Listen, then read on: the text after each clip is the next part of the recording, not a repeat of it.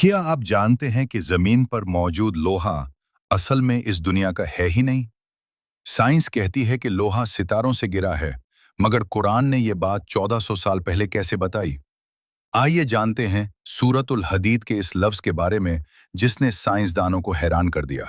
क्या आप जानते हैं कि वो लोहा जिससे हम बड़ी बड़ी इमारतें और जहाज बनाते हैं, वो असल में जमीन की पैदावार नहीं है?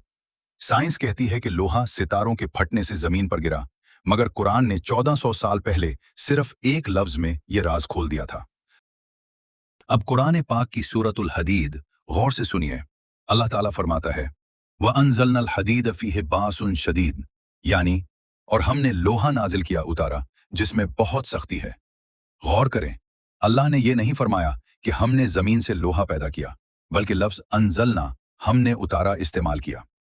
ये उस वक्त बयान किया गया जब कोई तसव्वुर भी नहीं कर सकता था कि लोहा आसमान से आया है। इससे भी ज्यादा हैरान कुन बात यह है कि लफ्ज अल हदीद के हुरूफ का मजमुआ 26 बनता है और केमिस्ट्री में लोहे का एटॉमिक नंबर भी 26 ही है।